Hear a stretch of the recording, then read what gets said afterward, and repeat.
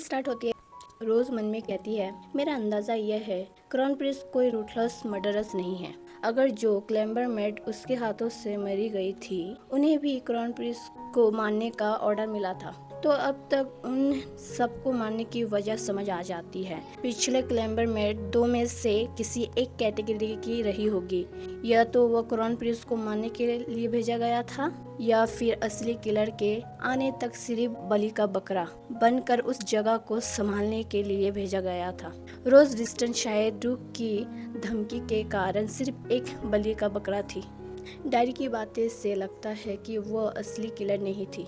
अगर यह सच है तो हेडमेड भी ड्यूक के साथ मिली हुई होगी। क्लैम्बरमेड को अपॉइंटमेंट करने का अधिकारी हेडमेड के पास ही है, और जो मेड कुछ देर पहले हेडमेड के साथ आई थी, यह शायद असली एसेसन है। नई एसेसन के लिए जगह बनाने या फिर रोज का मुंह हमेशा के लिए बंद करने के लिए। रोज को अब जिंदा बचने की कोई वजह नहीं बची। मिला रोज को बोलती है, रोज क्या तुम ठीक हो? रोज मन में बोलती है, बिल्कुल भी नहीं। अरे यार, आखिर सब कुछ छोड़कर मुझे इस नॉवल में ही क्यों आना था? सात आसमान में अचानक बिजली कैसे चमक गई? लगता है भगवान मुझसे गुस्सा है। बेड में लेटते हुए रोज अपने कमरे में आकर बोलती है, यह तो बहुत ही मुश्किल है। सच में इतना बड़ा बेडरूम मुझे अकेले ही साफ करवाना कोई बड़ी बात हुई? हाँ, मैंने कर तो लिया क्योंकि मैं एक परफेक्ट होटल की इंटर हूँ, लेकिन अच्छी बात यह है कि फिलहाल बस यही काम है, बाकी का सारा वक्त मेरा फ्री है। हुए मन में कहती है, अब एक प्लान बनाते हैं। बोलकर किताब को खोलती है और कुछ देखकर चिल्लाती है, बोलती है, यह कैसे हो सकता है? डायरी की बातें बदल गई। ड्यूक ने मुझे क्राउन प्रिंस को मारने के लिए पॉइजन दिया था। वो यही लैब वाली बिस्तर के नीचे एक डिब्बा में छुपा हुआ है। रोज चौंकते हुए कहती है, नहीं हो सकता है, कहीं सच में यह वो तो नहीं है? अगर सच में हुआ तो? यह बोलकर बिस्तर के नीचे देखने लगता है और उससे वो मिल भी जाता है। रोज बोलती है, यह तो सच में यही है। रोज वो बोतल लेकर बोलती है, यह क्या चीज है? आखिर यह लोग मेरा साथ करना क्या चाहता है? रोज उस किताब में कुछ लिखने लगती है और कहती है, तुम आखिर हो क्या? रोज लिख कर कुछ देर उस किताब को घूरने लगता है। अचानक से साइलेंट हो जाती है और बोलती है, क्या इस वक्त इसे जवाब नहीं देना चाहिए था? क्या इसने हैरी पॉटर तक नहीं देखी? हाँ, चलो ठीक है। वैसे भी अगर ये जवाब दे देता तो और भी डर लगता। और उस बोतल को देखकर बोलती है, फिलहाल के लिए जो चीज मुझे मिली है, क्या उसका सही इस्तेमाल नहीं करना चाहिए? रोज ये बोलते हुए काफी डरावनी लग रही थी। फिर हम नेक्स्ट सीन में देखते हैं कि एलेक्स अपने कमरे को देखकर शॉक्ड हो जाता है और अपने कमरे को टच कर कैलेक्स देखने लगता है। रोज कैलेक्स को बोलता है, योर हाइनेस, क्या मैं आपके लिए चाय तैयार कर दूं? कैलेक्स रोज को देखने लगता है। रोज एक अजीब सी स्माइल देकर मन में कहती है, क्यों, क्या हुआ? मैंने तो सब कुछ बिल्कुल परफेक्ट किया था। अगर कमी निकालनी है तो निकाल लीजिए, लेकिन सच में मत निकालना। कैलेक्स बोलता है, तुम बहुत जिद कर रही हो, जो चाहो वो करो। रोज कैलेक्स को गुस्से से घूरने लगता है और मन में कहती है, मैंने इतना मेहनत से सफाई की है, एक तारीफ कर देने से क्या चल जाता है? कितना बदतमीज है और कितना खड़ूस, छोटी सोच वाली और बेवकूफ आदमी। अब अकेले ही मजे से खाओ और जियो। कैलेक्स पीछे टर्न होते हुए बोलता है, सुनो तुम। रोज बोलती, जी योर हाइनेस। और मन में कहती है, क्या उसने मेरी बात सुन ली? उसका पास दिमाग पढ़ने की भी शक्ति है? अरे नहीं है, मैं काफी ज्यादा सोच रही हूँ, माफ कीजिए। कैलेक्स बोलता है, लेकिन क्यों? रोज कहती ही है, कोई बोलता है, योर हाइनेस, मैं रॉयल हूँ, क्या मैं अंदर आ सकता हूँ? रोज बोलती है, अभी ही मेरा आत्मा बाहर आ जाता। और फिर अचानक से बोलती है, रुको, अगर ये रॉयल है तो यह शायद सेकंड में लेट है। रॉयल कैलेक्स से बात करने लगता है और हम रोज को देखते हैं, जो घबराते हुए कहती है मन में, क्या यह चाय की पत्ती आज सेफ है? क्या एक बार मैं पीकर चेक करूं? और बोलती है, नहीं, अगर इसमें पॉइजन हुआ तो मैं मर जाऊंगी। मेल लीड तो नहीं मरेगा, लेकिन मैं एक्स्ट्रा कैरेक्टर हूँ, मैं तो पक्का मर जाऊंगी। मेरी जिंदगी बहुत ही छोटी थी, पॉइजन खाकर उसकी मौत हो गई। रोज रॉयल को देखकर मन में बोलती है, वैसे रॉयल क्रिस मेन लीड के सबसे भरोसेमंद साथी और के-9 का कमांडर। कैलेक्स से बिल्कुल उल्टा वो एक शरीफ और दयालु सेकंड मेन लीड लगता है, लेकिन आखिर में वो भी हीरोइन के साथ अफेयर करके मेन लीड को धोखा देता है। मतलब यह बंदा भी बिल्कुल नॉर्मल नहीं है। इस चक्कर से जितना दूर रहो उतना ही अच्छा है मेरे लिए। रॉयल कैलेक्स को बोलता है, आपके आदेश के मुताबिक मैंने सारी मांगी हुई जानकारी इकट्ठा कर ली है और सभी संबंधित लोगों की पहचान भी कर ली है। कैलेक्स बोलता है ठीक है, अब आगे का प्लान क्या है। रॉयल बोलता है थर्ड प्रिंस एम्प्रेस के 4 बच्चे थ्रोन के उत्तराधिकारी है।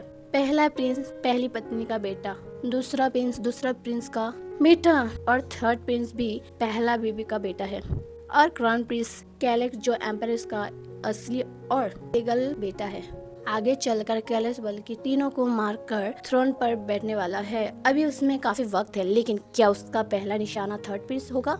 रॉयल कैलेक्स को बोलता है हमें उनके करीब जाना होगा। कैलेक्स बोलता है तो आगे का प्लान। यह बोलकर रोज को घूरने लगता है। रोज मन में कहती है कहीं उन्हें पता तो नहीं चल गया कि मैं उनकी बातें चुपकर सुन रही थी। रोज कैलेक्स को बोलता है मैंने वेनिला फ्लेवर वाली चाय तैयार कर दी और साथ में हल्का सा रिफ्रेशमेंट के लिए अमृत बिस्कुट भी ले आई हूँ। कैलेक्स रोज को बोलता है ओए तुम। रोज बोलती है क्या उसने वही बोला। कैलेक्स को रिप्लाई देकर बोलता है जी हाइनेस। और मन में बोलती है यह बार बार मुझे ही क्यों बुलाता है।